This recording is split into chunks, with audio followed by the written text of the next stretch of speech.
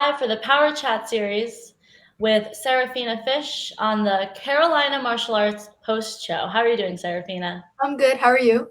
Great. I'm glad to have you on. During our little chat right before this, for everybody watching, I found out that Serafina lives in Raleigh, North Carolina, where I just made a big move from, Raleigh Durham area. So it's nice to see a fellow North Carolinian. But first today, what we have is the Carolina Martial Arts Post Show, which Serafina did well in. So why don't you tell them how you did? I fought in the 12 to 14-year-old black belt division. I got first place. The tournament was amazing, amazing turnout. It was well organized, and just overall, everyone, the judges, looked very professional, very good judging. The whole tournament was amazing. Talk to me about the competition. I had some girls from Atlanta there, very good fighters, very good. The competition there, amazing. Everyone was doing their best. It was really good battles going back and forth, close Mhm. fights. And what about, were you able to catch any of the other fights, maybe in the adult division, some of the names that were there, familiar faces potentially? Well, for I saw one girl from Heartland, Mhm. Victoria. I saw Mhm. her. She was the got second in the grands, I believe. Okay. She did What amazing. about the men fighting there? I didn't get to go. I had to go home. I had something Mm. with lacrosse practice. Okay, well, you lead a very busy life. You're in the 12 to 14 division. You're 14 going on to 15. Also, full-time student. How do you juggle all of that? I have a nice balance. After I come back from school, which I just got out of just now for freshman year, going into sophomore now. I come home. I do a little workout after my homework with karate, and then I'll take a little break, and then I could work with my stick skills for lacrosse also. And you play for your high school lacrosse team? Yes, I played How on the JV team. Okay. And oftentimes practice for high school is right after school. How do you have enough hours in the day? Well, I would stay home or not stay home, sorry. Stay at school first. The practice was later on at like 5:30. Oh, So after school, I'll just stay at school, finish up all my homework, do my studying, have lacrosse practice, come home, and then I would still study a little more. And then if I had time, maybe go down in the garage and then do some training on Zoom with my coaches. okay. So at the Carolina Martial Arts Open, you also had with you Master Sean Elliott and one other student who you also train with, right?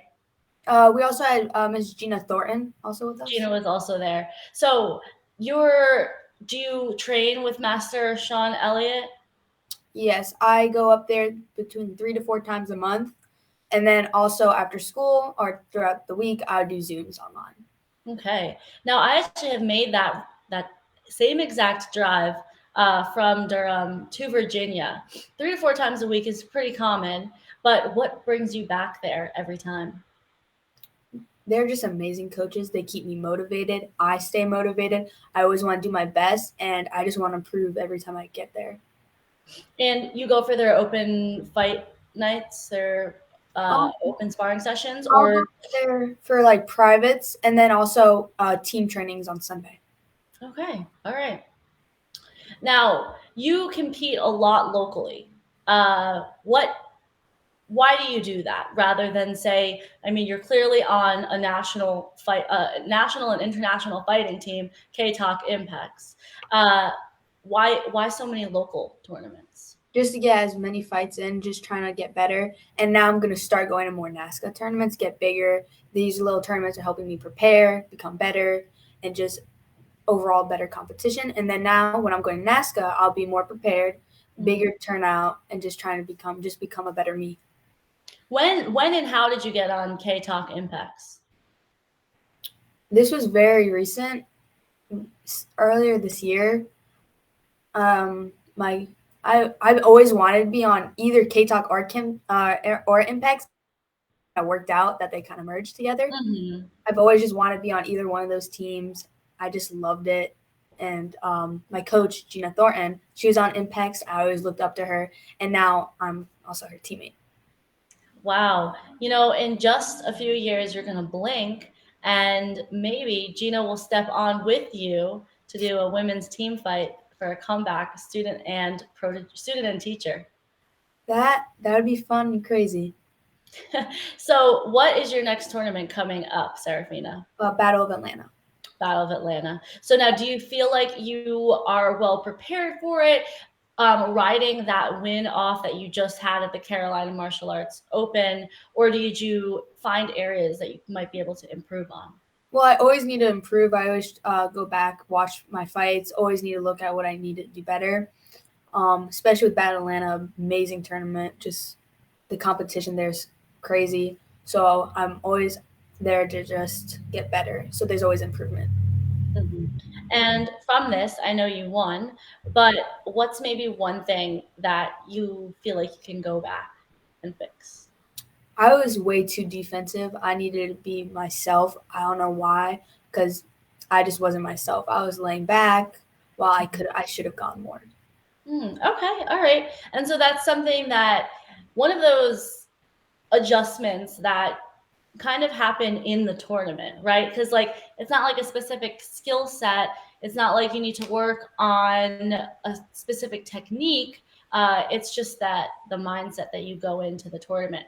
Now, are you someone who gets really nervous before competition? Are you a little too calm? What's your mindset slash character like for competition? I'm definitely way too nervous. I'll be thinking about it weeks in advance. I want to do my best, and that's I want to win. So I get all these nerves. The second I step in the ring, like it all goes away, and I'm just ready to fight. Okay. And something that I felt as a fighter, sometimes I would get in my own head when I was fighting and not even hear the people or coaches around me. Are you ever like that? Or are you, as some would say, a good listener on the mat? Some tournaments they're all different. I always block out everyone except for my coach. I Mm-hmm. always try my best to like listen for whoever's coaching me. Mm-hmm. Sometimes I could be a little hard headed, but overall I try my best and listen. So you're 12 to 14, going on 15, meaning you're stepping up into the division. Do you plan a division ahead of you? So for anybody watching, it goes 12 to 14, then 15 to 17, right?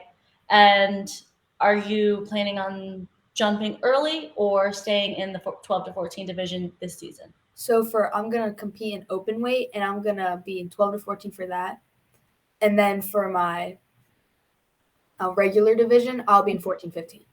Strategic, because I mean, for open weight, it's difficult going against a newly or you being newly turned 15 to someone who's 17, potentially almost 18, or has already turned 18. How do you prepare, or how have you been mentally preparing? I'm sure you've thought about it because, I mean, when I was 17, I was thinking about next year, I'm going to be fighting women who are in their 20s. So now you going into the next division, what's going through your mind?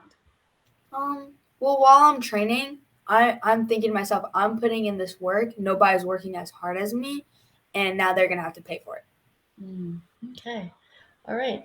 So you said you just finished school. You live on the East Coast, so it's 9, 10 that your time, right?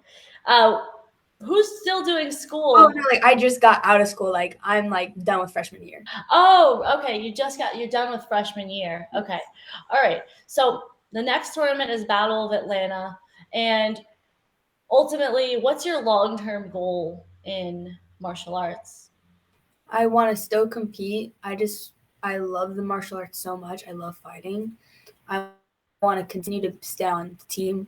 I just want, and then maybe possibly when I get over, become a coach. Hmm.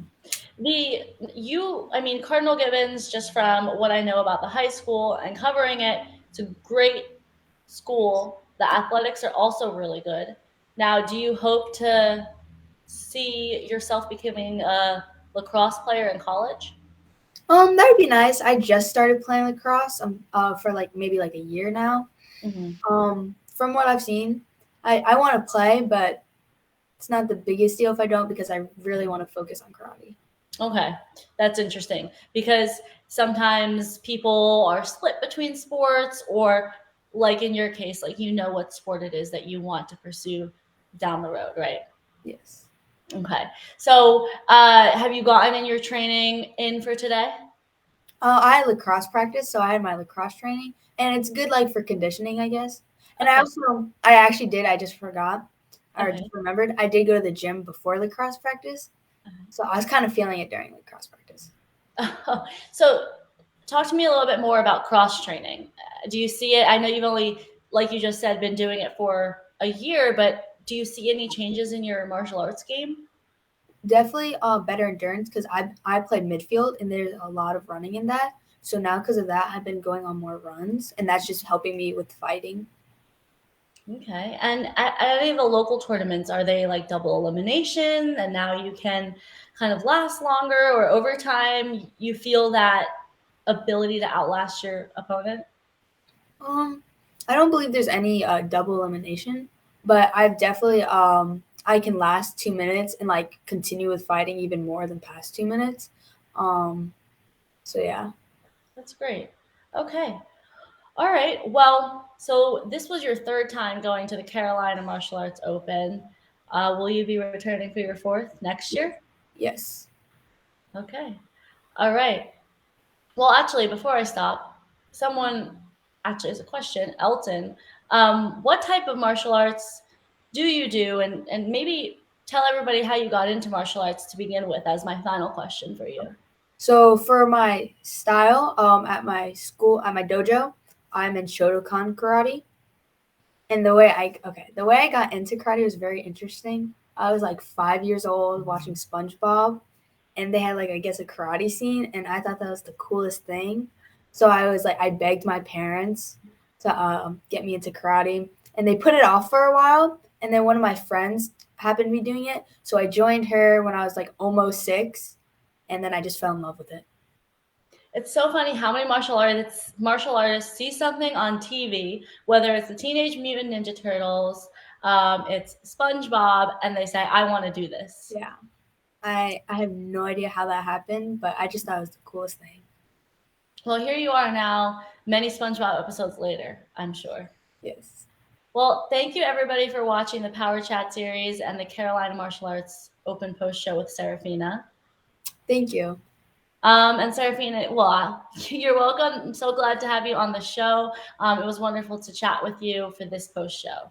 I hope everyone has a wonderful rest of the night. And Angel just commented, my Hi, little sis Angel. and one of my best training partners, Gangsta Fina. And I am actually having Angel Diaz on another post show later this week. So be sure to tune in. All right, take care, everybody.